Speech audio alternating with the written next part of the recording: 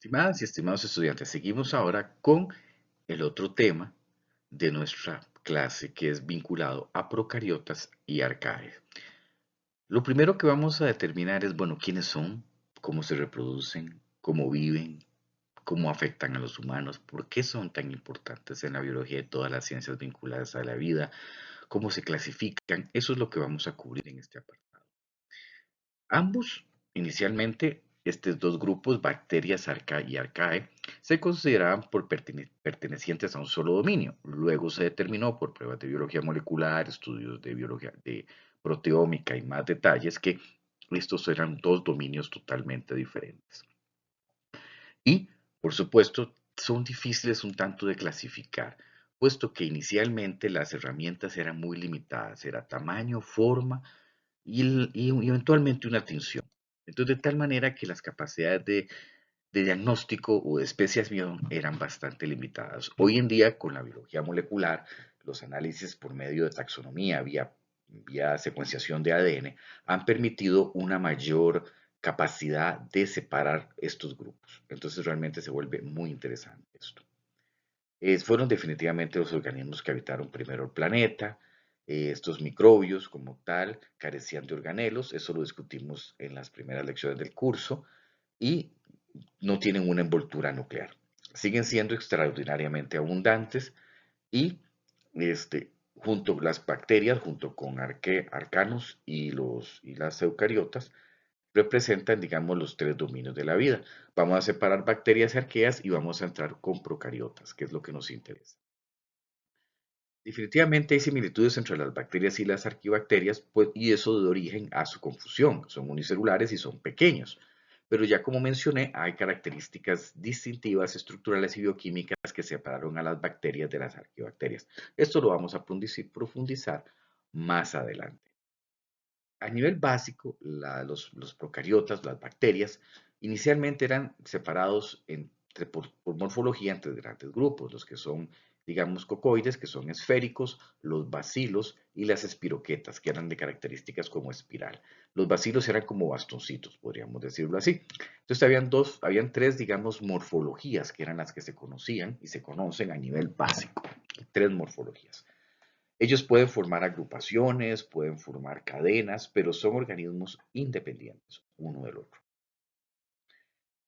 Son de estructura muy simple, no representan una diversidad en términos anatómicos y desarrollo como el cual de los animales, ¿verdad? Vean que hay diferentes tipos de bacterias. Entonces, en realidad, digamos, esto presentaba una dificultad en clasificación. Ahora bien, se pueden clasificar o se han buscado mecanismos para separarlos. Una es por su forma, por si tienen flagelos, si tienen pigmentos, sistemas nutricionales, la apariencia de la colonia, propiedades de tinción y secuencias de nucleótidos. Ahora la secuenciación de ADN se convierte cada vez en una herramienta posiblemente relevante y cada vez más importante en la clasificación de los procariotas.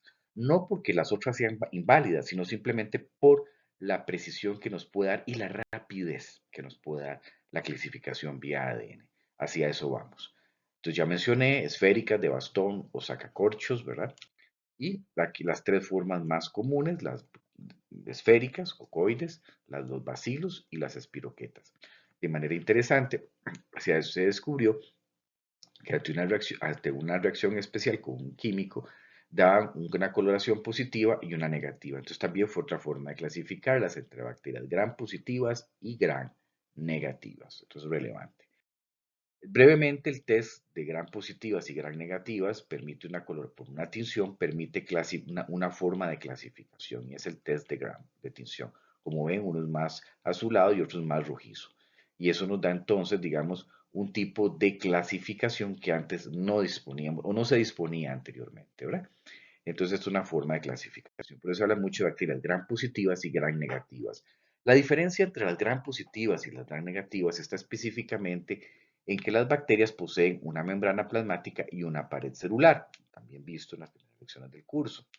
Las gram positivas poseen una gruesa capa de peptidoglicanos. ¿Lo ven aquí? Aquí está la membrana, aquí está la pared celular y una gruesa capa de peptidoglicanos, mientras que en los organismos negativos la pared de péptidoglicanos, como puede observarse, no está expuesta, sino que hay una capa intermedia y se observa ahora una diferenciación estructural entre lo que es la forma de la pared celular en la exposición de los péptidoglicanos en relación a las gram positivas. Entonces esto hace que reaccionen de manera diferente ante un químico que les da la reacción gram positiva, gram negativa. ¿Cómo sobreviven y cómo se reproducen? Bueno, algunas son móviles, es decir, tienen cilios o flagelos. Muchas forman películas en superficies, por ejemplo, el sarro de los dientes es una biopelícula generada por bacterias. Las endosporas, que protegen algunas bacterias, por ejemplo, les pueden proteger de periodos fuertes, digamos, de un ambiente totalmente desfavorable. Esto hace que las bacterias puedan pasar siglos, digamos, encapsuladas y protegidas.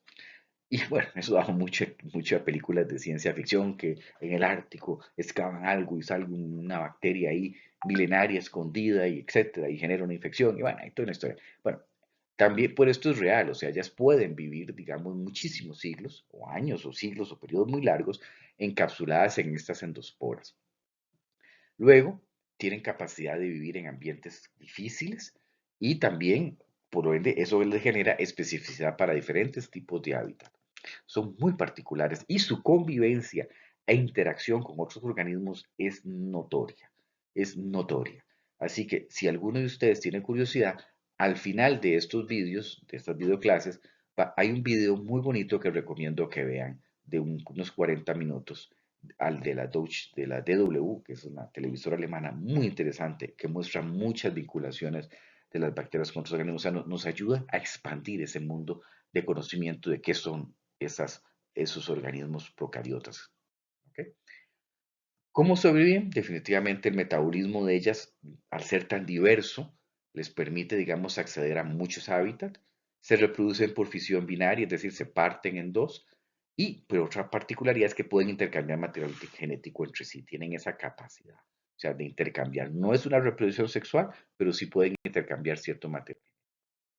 Las adaptaciones para diferentes hábitats es notoria. Algunos, por ejemplo, por medio de su conmoción o flagelos, ¿verdad? Les permite desplazarse por ambientes diversos, ¿verdad? Y entonces, de alguna manera, esto hace que sean, digamos, móviles. Y entonces, la pared del celular presenta, digamos, un flagelo que le permite rotación. Y aquí podemos ver una bacteria con su flagelo, que el cual moviliza o rota para provocarse un desplazamiento. Ahora bien, este flagelo es hecho por tubulina, todo lo demás. Observen cómo está fijado a la membrana exterior, capa de peptidoglicanos, membrana plasmática, o sea, está fuertemente adherido y anclado a sus zonas exteriores. Recuerden, muy importante, que las bacterias y procariotas carecen de orgánulos. Eso es importante y lo de la envoltura nuclear. El ADN no es que se encuentra disperso por todo el citosol, pues él se agrupa un poco, pero no hay una envoltura nuclear que lo proteja. Eso es importante de recordar, o sea, lo menciono nuevamente. Algunas bacterias, como ya mencioné, generan esas biopelículas, ¿verdad? Como ya mencioné, el sarro es una biopelícula, o sea, lo que es la placa dental, ¿verdad? Esas biopelículas, digamos, las protegen contra antibióticos y eventualmente desinfectantes, o sea, es decir, son formas de protegerse. Y esas biopelículas las verán en la naturaleza más bien como un elemento protector eventualmente y de coayudante con otros microorganismos. Súper interesante, ¿verdad? Entonces, ejemplo, y las caries dentales, por ende, son inducidas por bacterias al liberar un ambiente, al cambiar un ambiente ácido o básico, cambiarlo y entonces dañar nuestros dientes. Entonces, las bacterias, por ende, una buena higiene dental definitivamente reduce nuestra posibilidad de que se nos formen daños en nuestro esmalte, en los dientes. Y esto es importante, ¿verdad? Es una causa. Las endosporas protectoras, como mencioné, son una forma de respuesta a ellas ante un ambiente inhóspito y, como tal, encapsulan su material genético para evitar, digamos, que éste se dañe. Entonces, la endospora protege el material genético, se genera un bloqueo, una protección y pueden pasar estables por millones de años, de tal manera que pueden soportar temperaturas extremas y todo lo demás. De ahí que específicamente en lo que llamamos un terrorismo biológico o guerra bacteriológica, Las bacterias definitivamente son un mecanismo, ¿verdad? De ahí las esporas del anthrax y todo lo demás. O sea, es decir, son organismos que por esta cuestión, ¿verdad? Han sido utilizados para este fin. Aquí se puede ver la endospora, la bacteria y aquí el material genético protegido. La especialización en su hábitat definitivamente les permite acceder a diferentes tipos de nutrimentos. Entonces, pueden vivir en pozas, en fosos oceánicos, soportar gran presión, en ambientes muy fríos, con altas concentraciones de sales, ambientes ácidos, alcalinos, ambientes del ser humano controlados, bueno, ambientes supercalientes, fuentes hidrotermales, es decir, definitivamente tienen una diversidad biológica relevante y ya están presentes en todos los nichos posibles en nuestro planeta, es decir, no hay nicho que no presente. Inclusive hay bacterias que son anaeróbicas, es decir, que más bien el oxígeno es tóxico para ellas. De ahí que cuando ustedes sufren una infección, el usar alcohol oxigenado es una forma para desinfectar las heridas, para eliminar bacterias anaeróbicas que se acumulan cuando usted protege la herida con un parche o algo para que no se contamine de otras cosas. Entonces, de ahí que la desinfección con agua oxigenada busca eliminar o destruir bacterias anaeróbicas que son realmente que pueden infectar la herida y causar complicaciones en la sanación y que podrían llevar a una gangrena, ¿verdad? Entonces, o un daño más fuerte o un shock séptico, ¿verdad? Entonces, aquí podemos ver cómo prosperan en sitios extremos, ¿verdad?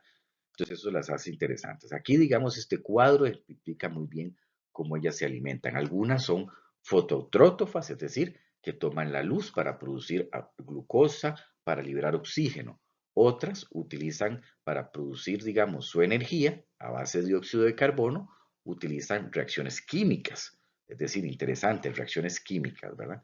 Luego, fuentes orgánicas como la glucosa, más bien fotoheterótrofas, consumen glucosa para obtener energía y otras consumen, por ejemplo, animales y otros organismos, degradan sustancias y obtienen energía. Entonces, como ven, tienen diferentes formas, o sea, es decir, de obtener energía, pues de la luz, de fuentes químicas, pueden degradar y obtener glucosa de otros ambientes, en fin, tienen diferentes formas de nutrición. Este cuadro ejemplifica el caso de bacterias y arquibacterias o arcaes, ¿verdad? Para que lo tengan claro. Aquí otro ejemplo de su forma de nutrición que pueden consultar, está en el libro de texto El Sólamo, yo se las dejo aquí para que lo puedan leer con calma y poder ver que su fuente principal en algunas es dióxido de carbono y otros pueden ser componentes orgánicos, moléculas orgánicas, ¿verdad? Entonces, tienen diferentes formas de manejo. Entre sus diversos tipos de metabolismo están aquellas que viven sin oxígeno y de ahí surgen, ¿verdad?, bacterias que causan el tétanos, por ejemplo. Esto es el que viene en las latas contaminadas, latas que se alteraron en su proceso, se genera un ambiente anaeróbico, ellas sobreviven y si se consumen generan la enfermedad del tétano, que la cual pues bloquea nuestros músculos respiratorios y entonces genera afectaciones.